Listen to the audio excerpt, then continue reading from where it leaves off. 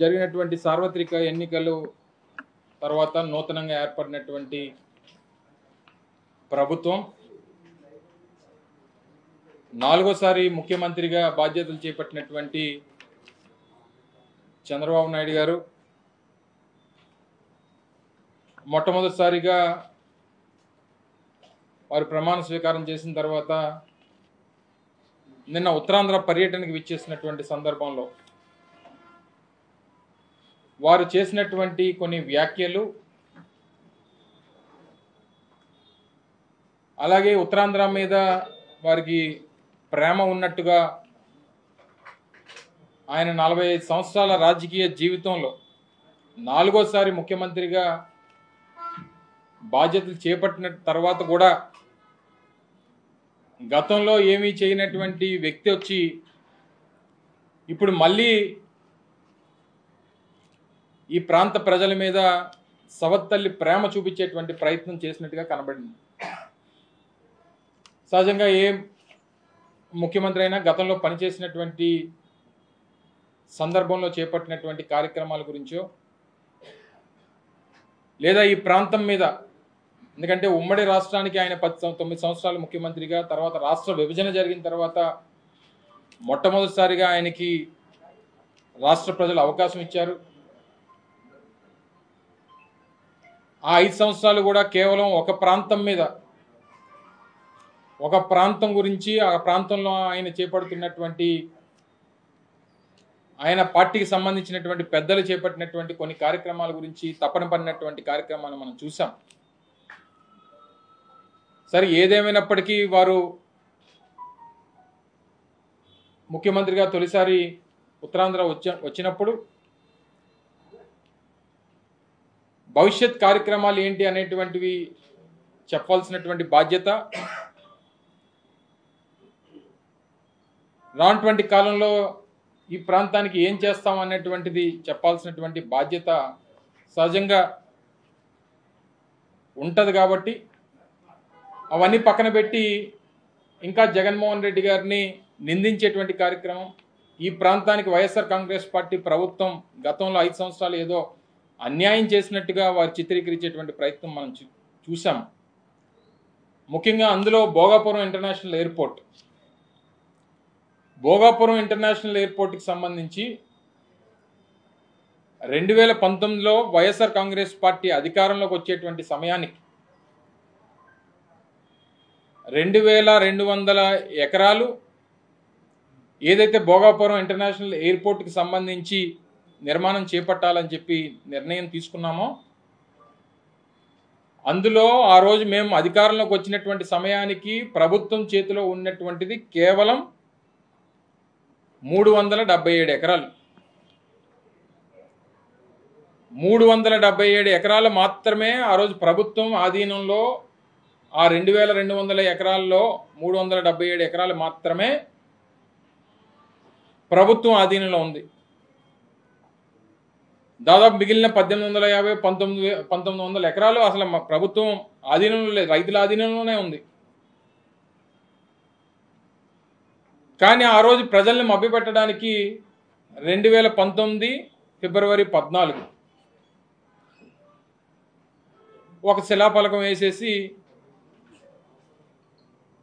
అప్పుడు కూడా ప్రజల్ని మభ్యపెట్టేటువంటి ప్రయత్నం చేశారు. సరే, తర్వాత ప్రజలు ఏ రకంగా నిర్ణయం తీసుకున్నారో మనం చూసాం. ఇప్పటికి కూడా ఆయన చేసినటువంటి కార్యక్రమంగానే దాన్ని చిత్రీకరించడం అనేటువంటిది చాలా ఆశ్చర్యానికి గురి చేసింది. ఎందుకంటే గత సంవత్సరం మే 3వ తారీఖున అనుకుంటా భోగాపురం ఇంటర్నేషనల్ ఎయిర్పోర్ట్కి సంబంధించి ఆ రోజు ముఖ్యమంత్రిగా ఉన్నటువంటి జగన్మోహన్ రెడ్డి గారు, దానికి సంబంధించినటువంటి I&I మినిస్టర్గా ఉన్నటువంటి నేను కానీ, లేదా కేంద్ర మంత్రివర్యులుగా ఉన్నటువంటి పెద్దలు జ్యోతిరాదిత్య సింధియా గారు దానికి పూర్తి స్థాయిలో అన్ని అనుమతులు తీసుకున్న తర్వాత పూర్తి స్థాయిలో నిర్మాణానికి ఏ రకమైనటువంటి ఆటంకాలు లేవు అని చెప్పి నిర్ధారణకు వచ్చిన తర్వాత పనులు పెట్టినటువంటి ప్రభుత్వం జగన్మోహన్ రెడ్డి గారి ప్రభుత్వం. ఆ రోజు నేటికి దాదాపు 30-35% పనులు పూర్తి చేశాం. మిమ్మల్ని కూడా ఒక సందర్భంలో జనవరి మాసంలో అనుకుంటా, డిసెంబర్ జనవరి మాసాల్లో మిమ్మల్ని అందరినీ కూడా ఒకసారి అక్కడ జరుగుతున్నటువంటి పనుల్ని ప్రజలకు చూపించడం కోసం మిమ్మల్ని కూడా ఒకరోజు ఆహ్వానించి మిమ్మల్ని అందరినీ కూడా తీసుకెళ్ళినటువంటి సందర్భం మీ అందరికీ గుర్తుంది. ఆ రన్వే పనులు కానీ, టెర్మినల్ బిల్డింగ్ పనులకు సంబంధించి కానీ, ఇలా ఇవన్నీ జరుగుతున్నటువంటి క్రమంలో ఏమీ చేయకుండా అన్నీ నేనే చేశాను అనేటువంటి మాట చెప్పుకునేటువంటి దాంట్లో చంద్రబాబు నాయుడు గారిని మించినటువంటి వ్యక్తి లేడు. అది ఈరోజు కాదు, ఆయన మొదటి నుంచి ముఖ్యమంత్రిగా ఉన్నటువంటి నాటి నుండి ఉమ్మడి రాష్ట్రానికి కానీ తర్వాత కానీ ఆయనకు ఉన్నటువంటి మార్కెటింగ్ స్కిల్స్ బహుశా దేశంలో ఏ నాయకుడికి ఉండవు. ఎందుకంటే మేము చేసినటువంటి పనులు, మేము చేపట్టినటువంటి కార్యక్రమాలను కూడా ఆయనే చేసినట్టుగా ఇంకా ప్రజలకు చిత్రీకరించేటువంటి ప్రయత్నం చేయడం అనేటువంటిది కాస్త ఆశ్చర్యానికి గురి చేసింది. సరే, ఇప్పటి వరకు ప్రభుత్వం ఈ మేరకు చేసింది, ఇక నుంచి మేము కొనసాగిస్తామని చెప్పుంటే కొంచెం గౌరవంగా ఉండేది. వాళ్ళు ఈ పనులు మేమే మొదలుపెట్టాం, భూసేకరణ మేమే చేసాం, పర్మిషన్లు మేమే తెచ్చాం, ఇవన్నీ ఆయన చెప్పుకోవడం అనేటువంటిది కాస్త ఆశ్చర్యానికి గురి చేసింది. ఎందుకంటే ప్రతిదీ డాక్యుమెంట్. ప్రభుత్వానికి సంబంధించినటువంటి ప్రాజెక్టులు రాష్ట్రంలో జరుగుతున్నటువంటి క్రమంలో ప్రతిదీ డాక్యుమెంటెడ్ ఎవిడెన్స్ అనేటువంటిది ప్రతిదానికి ఉంటుంది. 2200 ఎకరాలకు గాను 377 ఎకరాలు మాత్రమే మేము అధికారంలోకి వచ్చినటువంటి నాటికి ఉంటే, తర్వాత వాటిని అన్నిటినీ కూడా సేకరించి అనేక రకాలైనటువంటి కేసులు వాటి మీద ఉంటే వాటిని ఎదుర్కొని కొంతమంది రైతుల్ని ఒప్పించి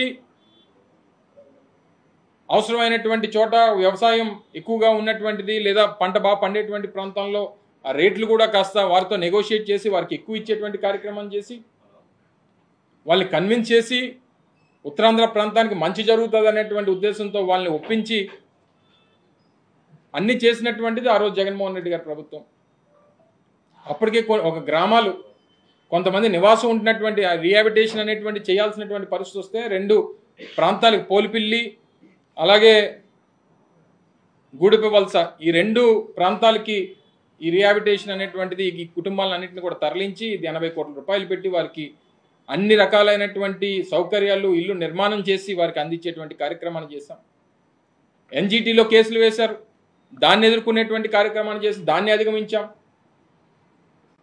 అన్ని రకాలుగా కూడా వాటిని అన్నింటిని కూడా ఎదుర్కొని ఏ రకంగా ఇబ్బంది ఉండకూడదని చెప్పి ఉద్దేశంతో 2200 ఎకరాలు ఆ రోజు జిఎంఆర్ సంస్థ ఏదైతే నిర్మాణ సంస్థ ఉందో వారికి అందించేటువంటి కార్యక్రమాన్ని చేశాం. ఈరోజు పనులు ఇంత పెద్ద ఎత్తున నిరాటంకంగా జరుగుతూ ఉన్నాయంటే ఇవన్నీ సహజంగా ఏ నిర్మాణం ప్రాజెక్టులకు సంబంధించి జరగాలన్నా అన్ని రకాలైనటువంటి అనుమతులు లేకుండా ఏ రకంగా ఏ నిర్మాణం ఎవరైనా ఒప్పుకుంటారు?